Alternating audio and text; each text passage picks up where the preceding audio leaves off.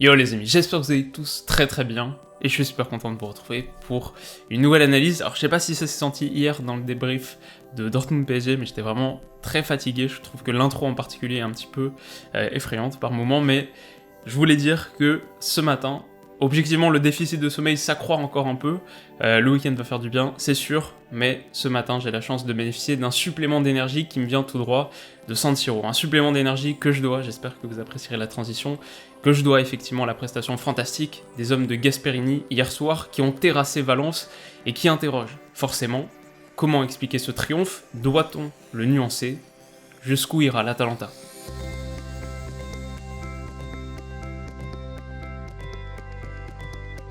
Alors j'ai nommé le premier enseignement de cette analyse théorie illustrée pour souligner à quel point l'Atalanta a été fidèle à ses principes dans un soir qui est peut-être, ça se discute mais on n'en est pas loin, dans un soir qui est peut-être le plus important de sa carrière. Gasperini n'a rien renié de son modèle de jeu, n'a pas cherché à improviser, et on a eu, comme à l'accoutumée, un 3-4-1-2, c'est le système ultra majoritaire de l'Atalanta cette saison, 54% du temps de jeu effectif en 2019-2020 selon Wisecout.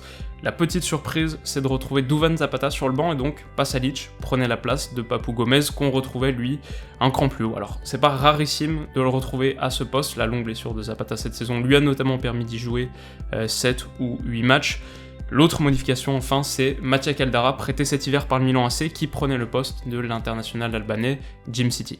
Donc voilà pour le 11, niveau animation ensuite, beaucoup de choses à dire et on va les dire, mais on donne peut-être la base philosophique de cet Atalanta quand on parle de déséquilibre équilibré. On dit souvent que Gasperini n'est rigide que sur une seule chose, la flexibilité. Voilà, je sais que ça fait contraste facile de hipster footballistique, mais c'est simplement pour dire à quel point son équipe est fluide. On a des circuits de passes répétés, on a des séquences tableau noir, et on en a beaucoup, mais on a aussi beaucoup de dépassements de fonction. C'est ce qui fait qu'en phase offensive, le porteur a toujours plusieurs solutions, c'est ce qui fait qu'on voit des espaces s'ouvrir un peu partout, c'est pour ça qu'on a autant de joueurs disponibles entre les lignes, et c'est sans doute pour ça aussi qu'un piston, Attebauer, a marqué hier soir un doublé, dont le premier sur 7 courses en pleine surface pour être à la réception d'un centre de Gomez.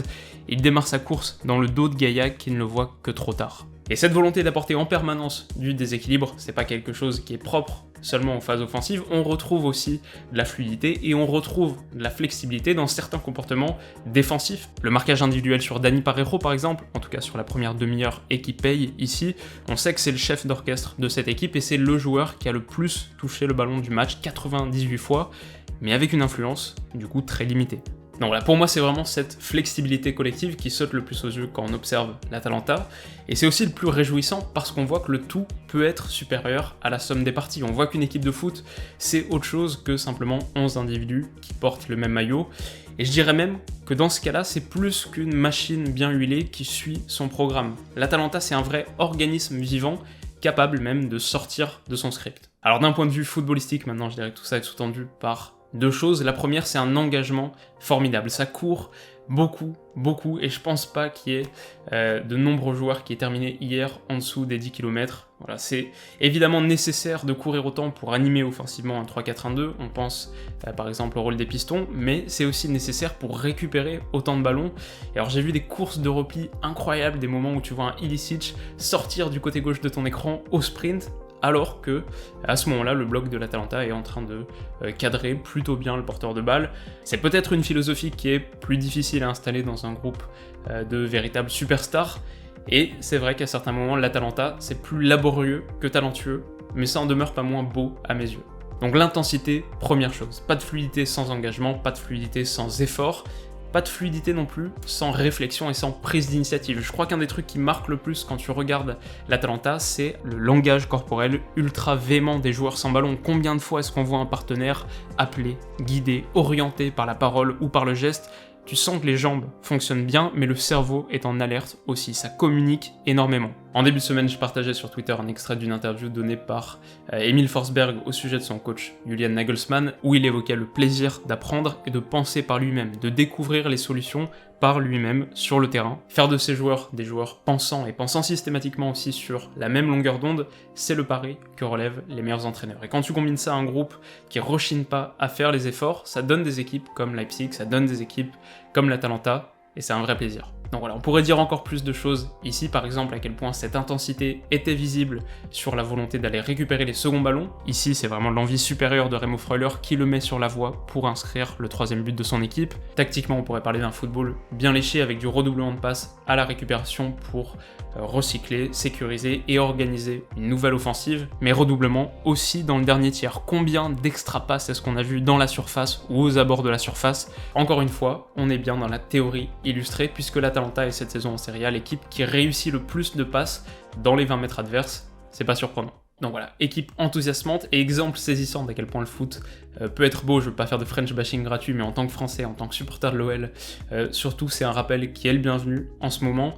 Après, ça ne doit pas nous aveugler non plus, et je trouve important du coup de faire un point, de faire une partie sur ce qui a moins fonctionné et sur ce qui pourrait poser problème à l'avenir. La première chose par exemple, et même si ces 2 frappes de l'extérieur de la surface viennent le compenser, c'est un certain manque de réalisme. Je pense bien sûr à la première opportunité, le face-à-face gâché de Pasalic, mais entre autres, il y a eu beaucoup de situations chaudes non converties, et on a vu Gasperini extrêmement frustré à plusieurs reprises. Deuxième point, c'est que si l'Atalanta défend très bien en avançant, c'est beaucoup moins serein en revanche derrière, dans son propre dernier tiers. On a vu des alignements défaillants, des sautes de concentration fautives, comme sur ce coup franc vite joué qui aurait pu permettre à Ferran Torres d'égaliser.